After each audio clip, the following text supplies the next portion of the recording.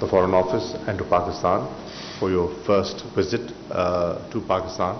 And by the way, this is the first visit of the Foreign Minister out of Spain since he's taken over as Foreign Minister. Because of the COVID conditions, he couldn't travel anywhere. So we are so happy to receive you in Islamabad. And particularly in a year that we are celebrating 70 years of our diplomatic relations. So I hope this is the beginning of many more visits to come in the years and the days ahead. As the spokesperson has said, we've enjoyed excellent bilateral relations, and this visit reflects a number of things. One, it reflects the desire of both sides to further our cooperation in matters of peace and security and stability. It's a desire to have close consultations on the evolving Afghan situation, and an opportunity that we wanted to avail to peep into our bilateral relations, and we did that. I briefed the Foreign Minister on my assessment of the Afghan situation, and I've shared with him that in the last 3 weeks I've had 24 interactions with different foreign ministers. In the last 3 weeks we've had 6 visits. No, he's the 6th foreign minister. You're the 6th foreign minister since the 15th of August to visit Islamabad. And I have visited 4 countries within the region, trying to coordinate our approach on Afghanistan. And the Prime Minister has had 13 interactions with global leaders. So it is important that we remain engaged, and your presence here is very welcome. Our objectives: Spanish objective, Pakistan's objective, they're the same. What do we want? We want peace, we want stability in Afghanistan, we want a stable, we want a prosperous Afghanistan. The question is, how do we get it? There was an opportunity. For reconciliation while the talks were going on in Doha, the intra-Afghan negotiations. Unfortunately, Foreign Minister, spoilers did not allow those talks to reach a conclusion, and there was a stalemate. If there had been some progress there, things would have been a lot calmer today, and you would have been much more at ease. But we have to live with what we have and make the best of the situation.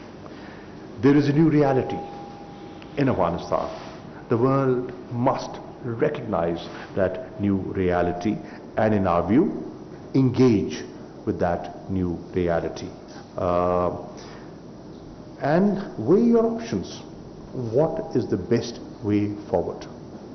In my view, the best way forward is international engagement as opposed to international isolation.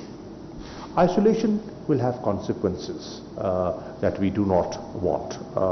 They will not be helpful for Afghanistan. They will not be helpful for the region, and eventually not be helpful for you.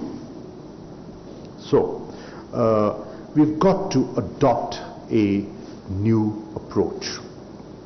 The approach of intimidation, the approach of pressure, coercion has not worked. Let's accept that. And if that is correct, then we need to have a new approach. And that approach is incentivize positive outcomes. If there is a positive gesture in line with your thinking, for example, one of the the 5 benchmarks announced by the High Representative after your meeting on Thursday and Friday that you had of the Council of Ministers, one of your objectives was safe passage.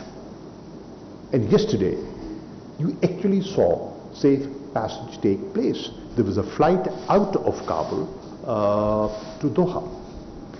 Now, that is in sync with what the Europeans had demanded.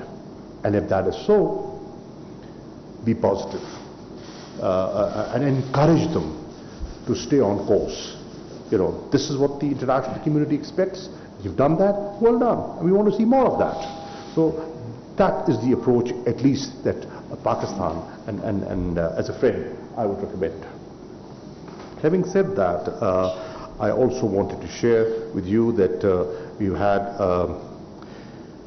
we have you know, an interest in peace and ending the war, and that's your that should be your objective as well. In order to do that, what we need to focus on immediately is the humanitarian crisis. We have to chip in, and I'm happy to learn from you that there is conference in Geneva, you mentioned, on that very subject, on how international players can contribute in averting the humanitarian crisis and generating funds for the people of Afghanistan. That's good news. Pakistan is contributing in our own little way. One of our aircrafts landed in Kabul yesterday with supplies of food and medicines. We will continue to do that through air and through land routes, and the international community should also do their bit. Economic collapse of Afghanistan will not suit anyone.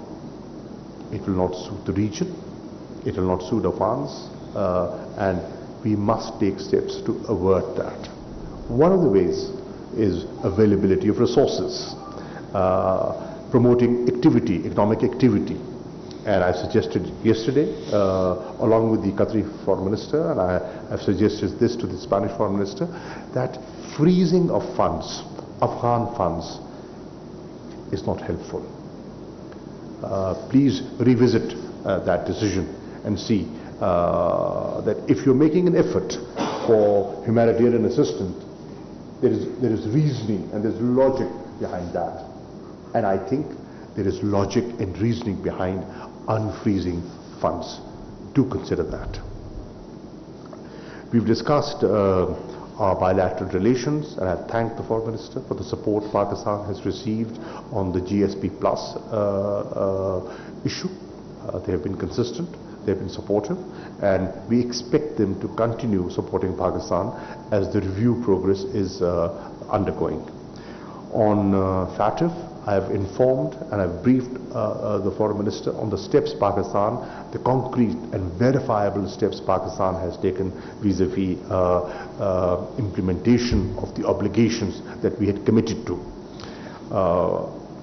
I've also asked the Foreign Minister to look at the opportunity, an early opportunity, for convening the 5th round of the annual bilateral consultations. That's a good mechanism, and we should use that mechanism to further our bilateral relations.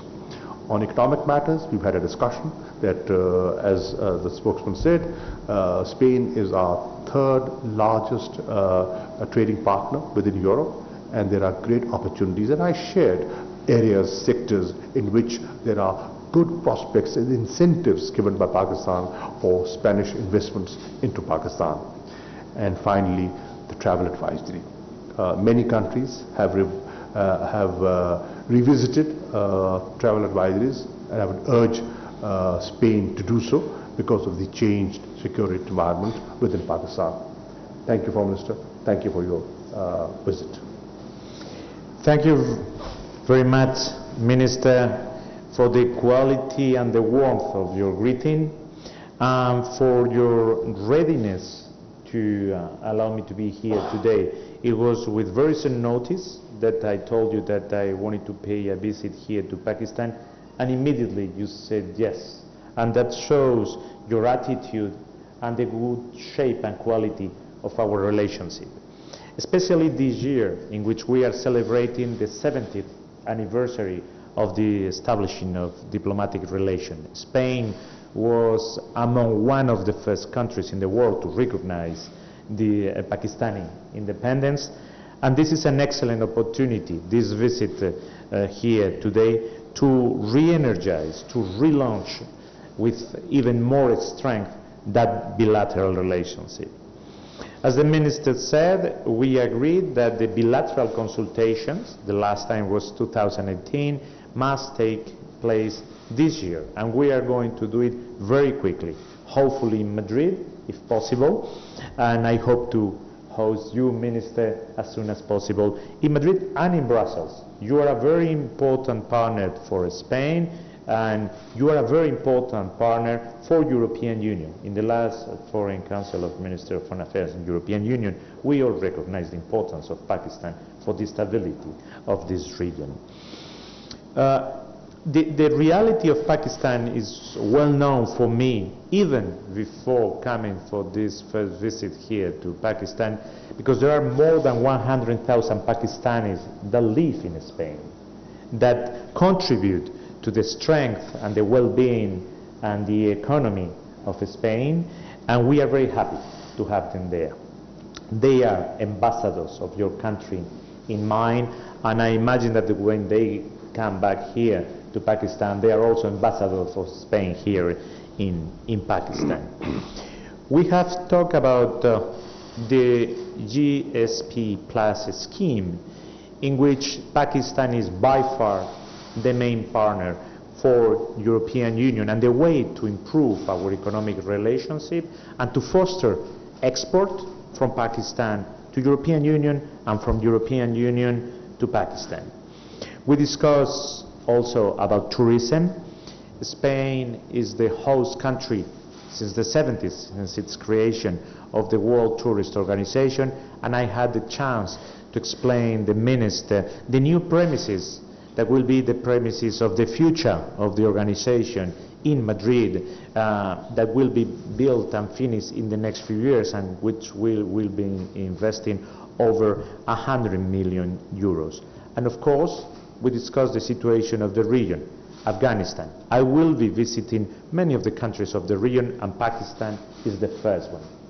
We acknowledge the knowledge, the leverage that Pakistan has on Afghanistan. So we exchanged views, I took advice, and I asked a few questions to the Minister.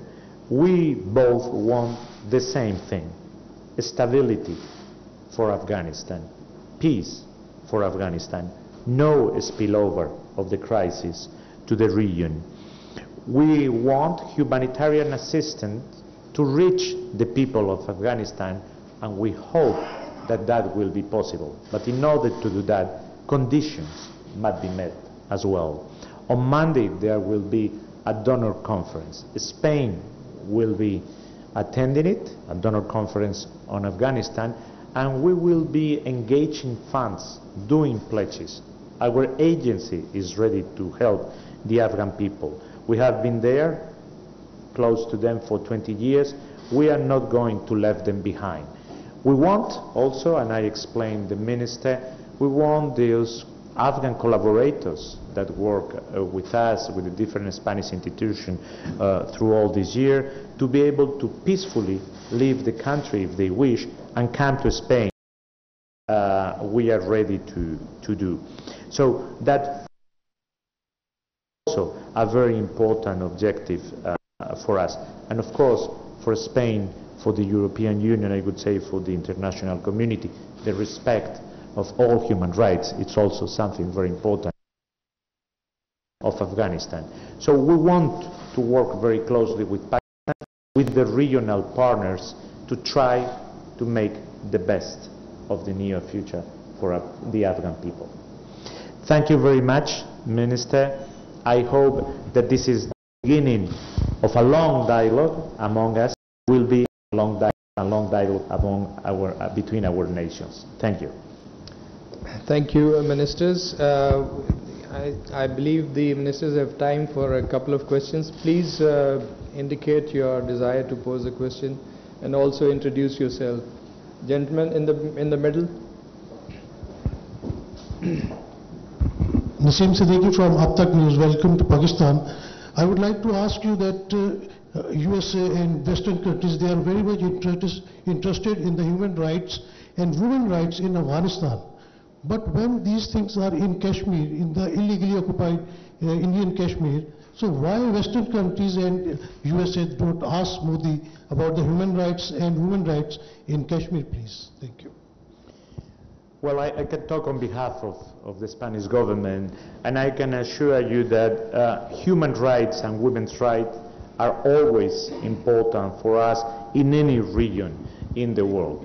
In this very moment, there is concern, I cannot hide that, about the situation of women and human rights and freedom of movement of those that have collaborated with us in Afghanistan, and that has been one of the sources of discussion. But for us, human rights is not something divisible. It goes all over the world.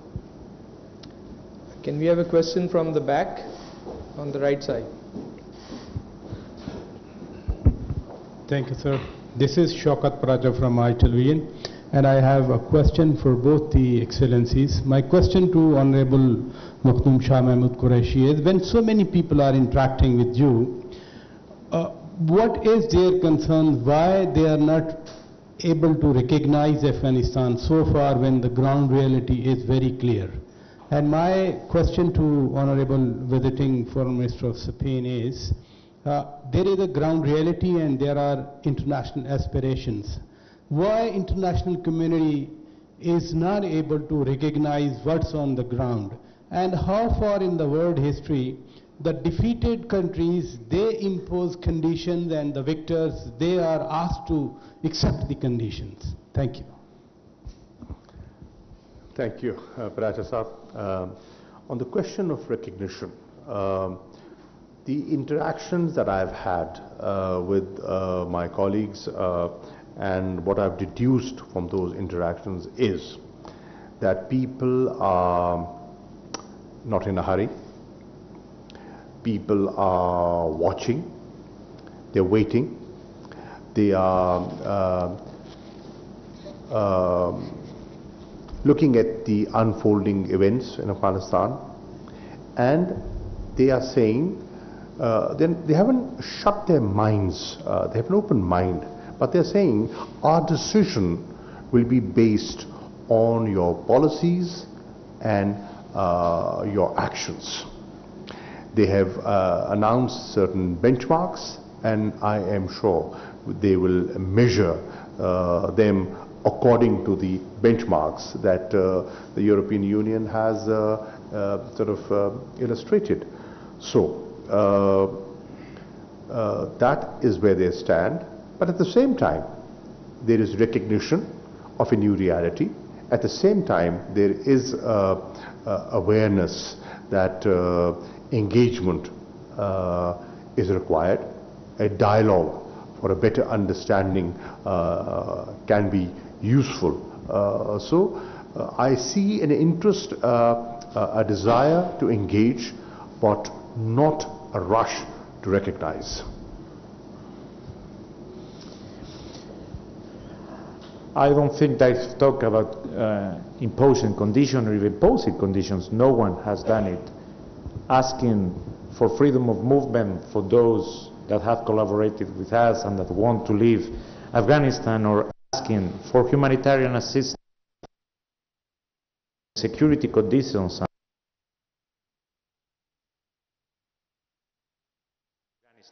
are not imposing conditions. It's something normal. There is nothing outrageous. It's just setting a framework in which we can have operational contact and be able to work with humanitarian assistance and getting those collaborators out.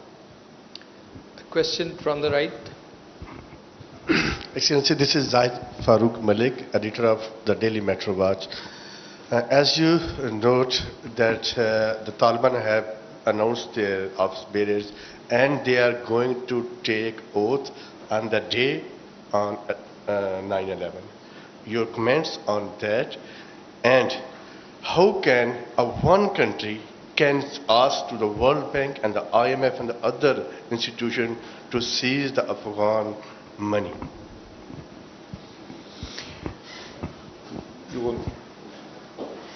That's directed to you. Okay. I can talk on behalf of the Spanish government. I mean, the organizations that you've named they have a board and they take their decisions, so there is no comment on how they act on the board that behaves.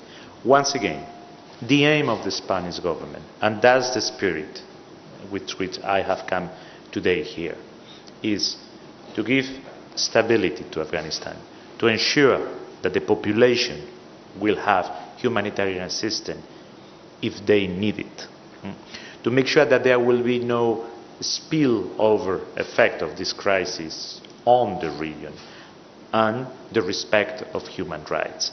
That's the spirit in which I come, and that's why I wanted to engage with the minister here in Pakistan and to engage in that discussion. Because this is not an effort of one country. There, I share your point of view. It's an effort of the region and the international community. Thank you very much, ladies and gentlemen.